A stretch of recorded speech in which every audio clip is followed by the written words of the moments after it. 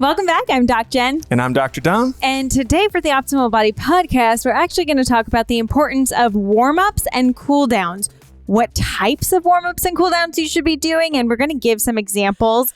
Obviously, there's so many different types, and we're going to talk about why that might be, but we're going to give some examples of just ways that you can make it easy and start to think about it today to help your body. So stay tuned.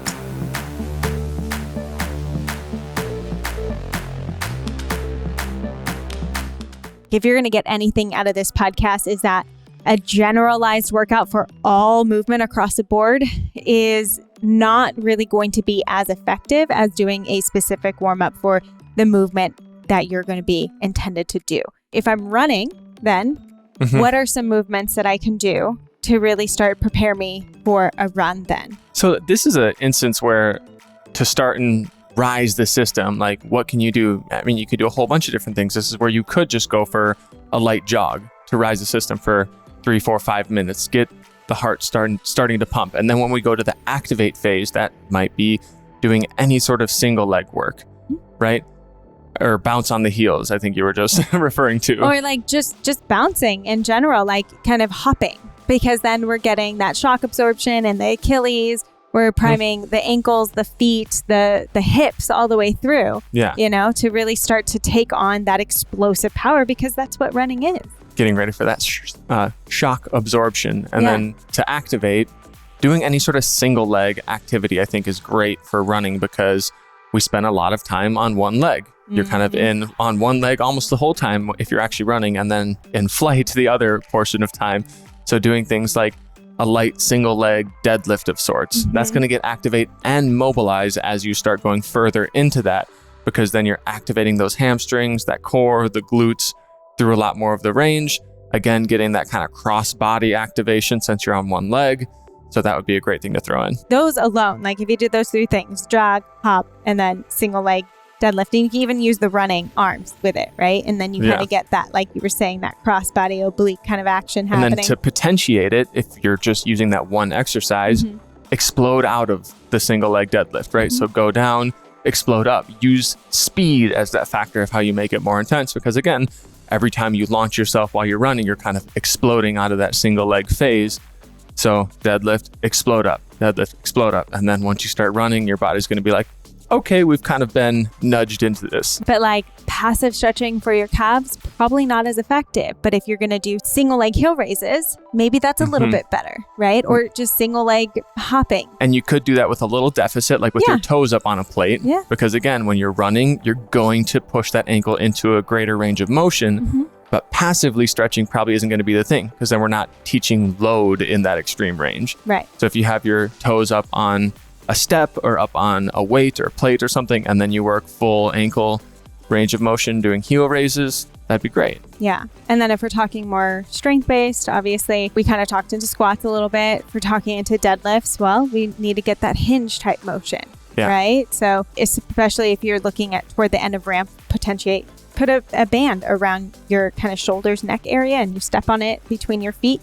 You kind of do that hinge motion. You're loading the body. What some people might call a good morning. Oh yeah, good morning. The good morning exercise. I think that would be great. And again, you can use that hinge throughout almost this whole thing to raise the system. I don't know, what do you do to raise the system when you're working into deadlifts? Well, you're not necessarily doing anything that's quote cardio based, although heavy lifting does get the heart rate going a lot. Yeah. So what would you recommend someone to initially do to start raising the system up? Well, I think slowing down the movement is always so important. So say what I like to do, especially before I lift, I always use an empty barbell. Or if I'm going to use dumbbells, I'm going to go in that same movement, but go a lot lighter. And it's not about doing a bunch of reps or doing them super fast to start to get that heart rate up, but it's going slower actually helps to, again, we're priming that mobility.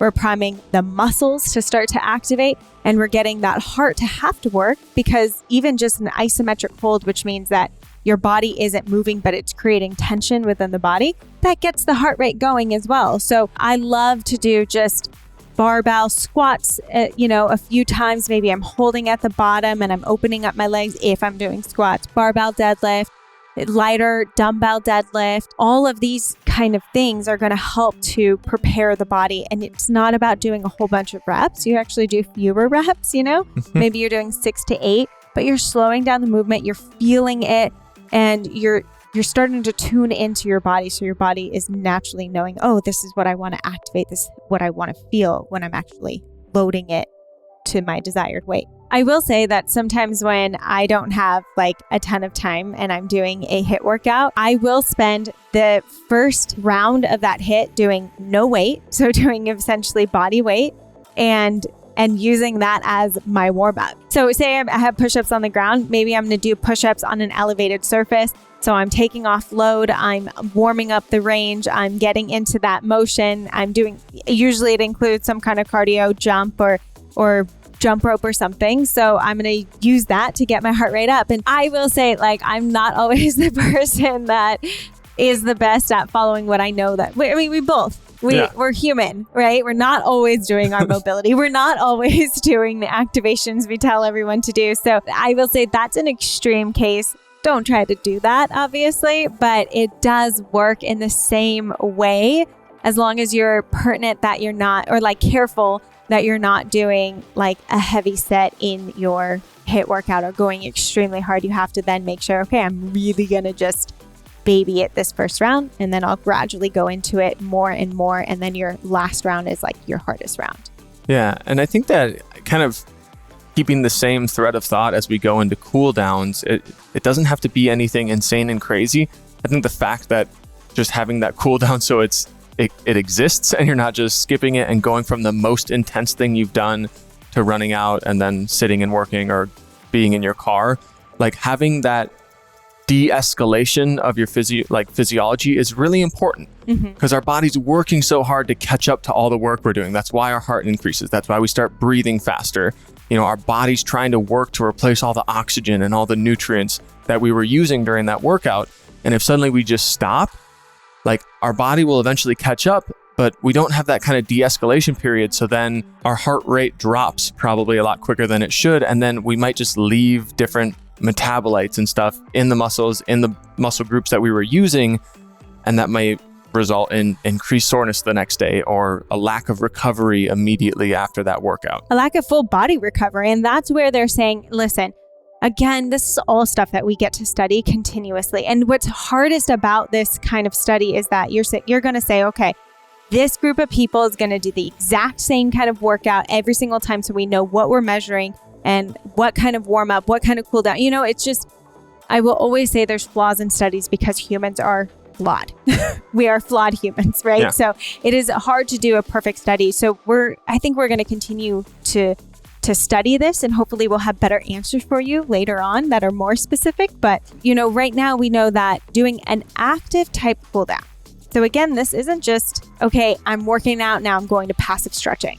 This is, I'm going to move my body in a way that is still getting movement, but it's going to help to start to down regulate my system, to start getting into, like Dom was saying, lowered heart rate down, preparing my body for that rest and recovery, and hopefully helping to depress that like immune response that kind of happens.